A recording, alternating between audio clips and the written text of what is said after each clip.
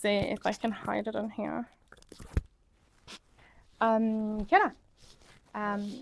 I'm Josmar, Roman Miti, but I go by Jay, Roman Miti. Before kind of kicking off, especially because we're talking about culture, I will do my culture. I would like to say thank you to Noor for organizing this and speaking so that people would come and then hear me as a result. You are the prize. I would like to thank Andy as well, just for organizing all of these events. You put a lot of work into it, so I just want to acknowledge that and appreciate it. I would like to acknowledge Jonathan Lee for being here. Jonathan is a CEO in tech. He was one of my first clients at MasterCard, for a very large tech company. And I just really love Jonathan's tenacity. When the company needed something, when the employees needed something, he just wouldn't take no for an answer, even when it meant finding a product in Europe that was AI driven, that nobody knew about AI at that point. And it transformed the company. And it was a first in New Zealand. It became a case study for MasterCard. So that's how I always remember you, John. You're very, very impressive. And I'm just going to say hi to Fernando because I love him. And John, Danuje. And the rest, if I don't know you, I'll know you soon. Give you a shout out next time. So I put my picture here because it's me. However, that's also me. And that's also me. And that's also me. Right? What I wouldn't give to wake up looking like that fella. So I asked Claude, ChatGPT, and Gemini, create an image. It's a really bad prompt. Don't judge me. I have to confess I'm a lazy prompter. I said it. Assuming you had no idea what I looked like and you had to build a realistic cinematic style photographic image of me, like a brand or persona, what would I look like? I want you to choose male or female, build, features, all of it. Not based on what the LLM thinks, based on social, societal, archetype assumptions. That's really important because I'm saying, hey, what does society assume from everything you know about me except what I look like? What is society expecting to see walk through the door? And I would love for you to guess which LLM chose which. Don't do the easy one. Start with a hard one. Okay, choose one. Which LLM created this one? Gemini? Nope.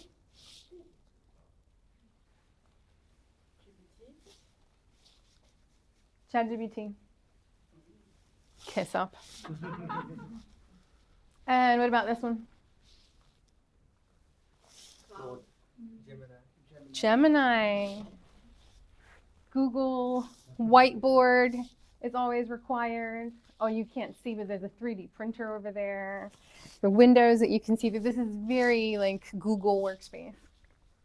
Also, I love that person. Like, they have like, I'm in my 40s and I'm pudgy in all the right places, but I'm fun and friendly. I'm like, yeah, okay. But I mean, I still would rather be that guy. And then that just leaves Claude. Claude couldn't create the image, so instead, it gave me a prompt that I then fed into Canva. That matters because there's an extra layer in the process than the other LLMs had. But same prompt for everyone, but then, yeah. So just some of the observations that I made, obviously they're all Caucasian men, semi-obviously. That Caucasian man is leading a small group conversation. He looks very warm and gentle and inviting. Was I not touching you enough?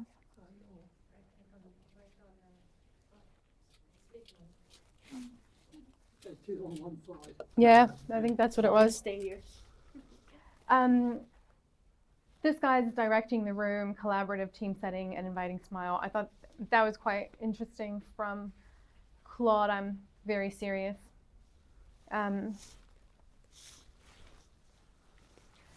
So I spoke to the LLMs about why.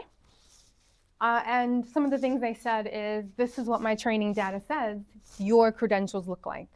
So you have a doctorate in law, you're a principal consultant, you give C-suite advisory, you have strategic authority, and then communication style, right? Your directional communication style. Essentially, I boss them around. Outcome oriented, no performative softening. I cut them off. Like, no. The model's reading the input data correctly. They know who I am. But then it has to put it into the body that society says should go with who I am. I'll get to that soon, but that matters because that is applied when, for example, you're giving it resumes and it's making hiring decisions. It's not having a conversation. It's just doing this without getting the feedback from me. Yeah, so every model understood what they were supposed to do, understood who I am. Every single one put me in a white man's body. They were not wrong. They were not wrong. They learned off data and they provided data. They weren't wrong. But that assumption underlying the data was wrong. And there's nothing they can do about it on their own, right? That takes a human. And the cost is, it's gonna cost.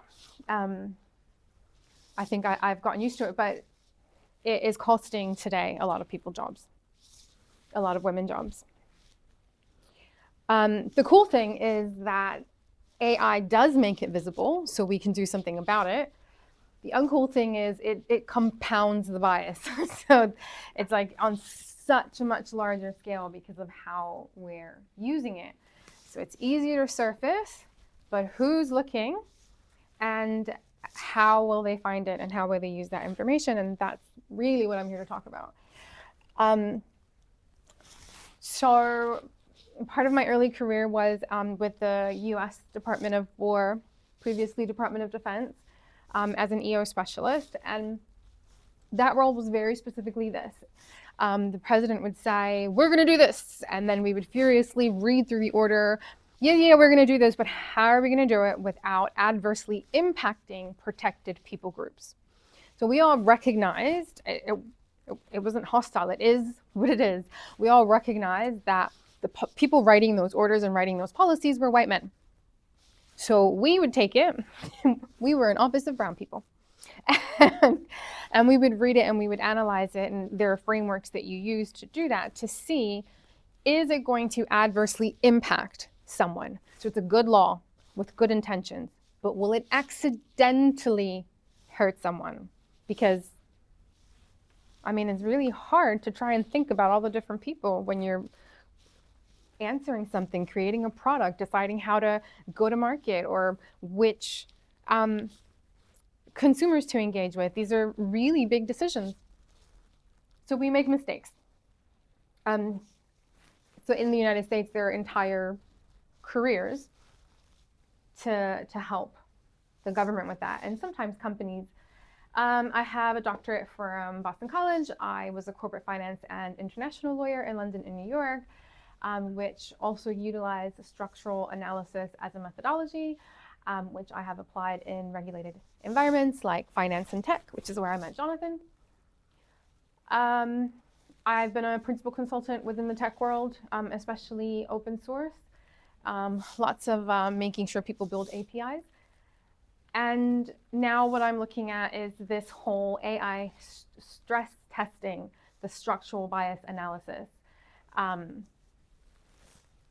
don't want to repeat myself. This is just exemplifying with AI what happened with TV.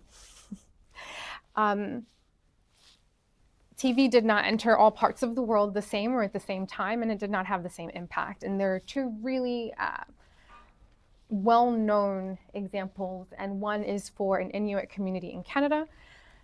They have published a lot, they've done a lot of research discussing that TV basically eroded their community, their culture. Their children stopped learning their trades, their language, and left because they were seeing a very different life on television. And so off they went to pursue that very different life. And none of us were there to tell them, it's not like what it looks like on TV. Globalization in Vietnam was very similar. Also, it was with the introduction of the television, completely transformed culture. How they do what they do and how they interact. I went to Vietnam a very long time ago, and I loved everything about it. But what I loved the most was that they would sell you anything for $1. $1 US, anything. A postcard, $1. A stick of gum, $1. A bottle of perfume, $1. A Nike baseball cap, $1. And I loved it because I felt understood, right? I was there with like hundreds of other American students. And it's like, we would buy anything for $1. Like, this rock, $1. Yes, what a good deal. It was amazing. I genuinely felt like the Vietnamese understood Americans better than Americans understood themselves. But at what cost? So this is a thing. It's not just a US government thing or a me thing. Noor will know it. Jonathan will know it. But Western educated, industrialized, rich, democratic.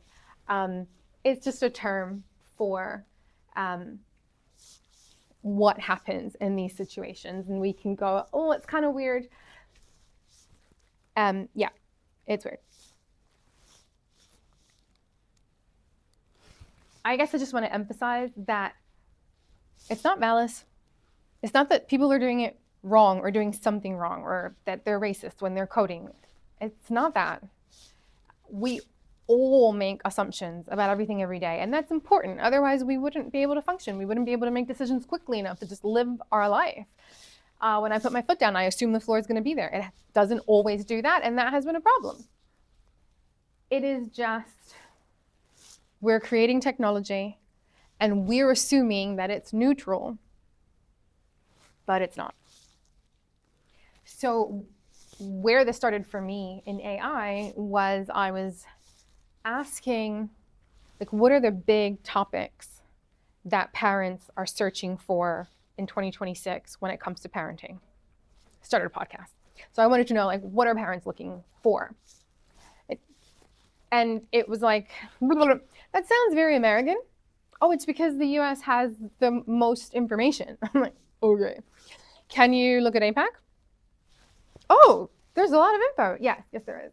And we kept drilling down. And when it started analyzing, it made a statement like, Indian parents are going to have to decide between holding on to their culture or having a relationship with their child.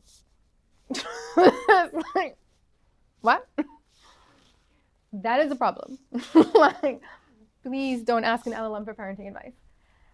Hiring tools, similarly, we've seen in the papers, they, you feed them all the CVs and they're getting rid of, so if it's for a director role, they're getting rid of the women and they're only pushing through men to interview because it's a senior leadership position. So I would get through.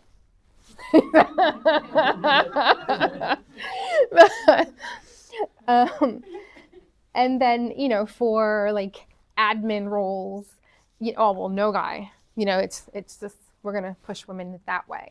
So it's taking we all know that that's a bias in our society, but it's augmenting it.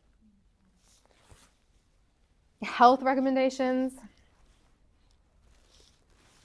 I get frustrated. Okay, this is what I've been working on. So I was an EO specialist for the Pentagon, reading documents and then going, where and how would this adversely impact whom, and then providing suggestions on how they could modify if they wanted to. So this would be like an equal opportunity specialist for AI. And so this is the box. There's the chat box. And the idea is that you give it information and you ask for its analysis, like I would do, right? Like the president would ask me for my analysis, you would ask.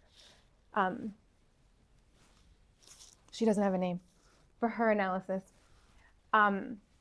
It's not partisan, it's not activism, it's rigorously academic, as you would imagine. There are very specific documents and data sets that don't change, that it needs to process its analysis through. There's a very specific framework so that every single time it's answering questions in the same framework according to the methodology. Everything has to be either published, peer-reviewed academic, or relevant government legislation. So different to an LLM. So the idea is that it will show you the invisible assumptions. It will map the structural mechanisms for you so that you can see what's happening. It applies the scholarly framework that I just discussed. You can use it to inform your policy and products before launch. I'm going to change critique to analysis. It can analyze the algorithms and the data sets behind what you're trying to do that might amplify existing structural hierarchies. Diagnostic, not prescriptive. I believe that leaders should make the decisions over their companies and their products and their people. So this provides information, and then the leaders will decide what to do with it. Secretly hoping they call me and say, come run a workshop. But I think agency is important. I just really like this page. I don't really think that we need to talk about it too much. Like, this will be on the website. There is a disclaimer that comes with it. It's a simple one. It's just saying, like, obviously this doesn't apply to everybody. Not everybody is like this. Not everybody, conforms to that pattern. It's not predictive. It's just the T's and C's. So this is, I was hoping we could do it in real time today, but we couldn't. So there's the little bar, and so I just put in a resume screening for engineering roles. And so the analysis examines a tech company using an AI to screen resumes and rank candidates. Those are a few assumptions already, so it's a work in progress. For engineering roles, submitted as da-da-da. And so it just kind of goes through and highlights what some of the challenges would be, what some of the assumptions could be underlying it, what structural mechanisms could be in place with resume screening algorithms, privilege-specific credentials, gatekeeping, and then everybody needs a good graph or bar or table. So we've got the assumption it's making. It would be making the what's neutral, the outcome focus, the structural risk, and then it compares the dominant framing, which is what you would get from an LLM, versus the structural lens, which is the analysis you're getting from Nameless. I feel so sad. And then the conclusion: if nothing changes structurally, the company has automated existing demographic composition and called it merit. AI will perform exactly as intended and produce the same concentration of hires from the same narrow set of instructions and backgrounds. So you feel like we hired the best candidates, but that's really not what happened, because the system already had an idea of what that meant beyond skills.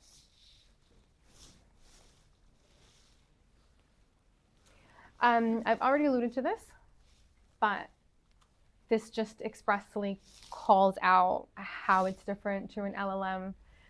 It doesn't make external API calls. It's auditable. I think I'll explain that in the next slide. It can work within any LLM. So it's because I worked in finance and regulated societies. A lot of companies, they can't just have a tech tool connect outside of their company. So this can be approved by the board. It has the requisites for the company to seek that approval. It doesn't need to connect to the internet because it already has all of the documentation it needs. And yeah, no API. So it just makes it secure, easier for people to use. Yeah, it's like, you know, the why. If your AI is only speaking one worldview, your team's understanding will be limited, creating adverse impacts for customers, and it will be solving the wrong problems. And that was less likely to happen 2 years ago when you had humans around a table. But now that we're using AI for so many preliminary tasks, it's just so much more likely for these assumptions or biases to harm just the way that your company wants to move versus the way it's moving.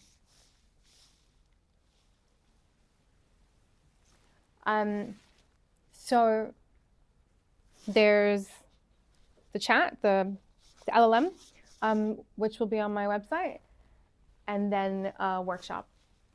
If people play with it and they think we want to learn more, then I could do a live demo, and then that could move on to like a proper half-day or full-day workshop where people practice seeing assumptions and then developing a framework for, okay, when I look at this, what are some of the questions I can ask myself to help me flag what might be happening?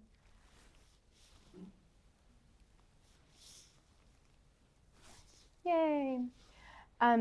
Yeah, and just the agent is cool, like super cool, I think, but it's actually learning. It's the process of learning that would be most helpful. This will take you to my website. The agent is not live on the website yet, but it will be by this time next week.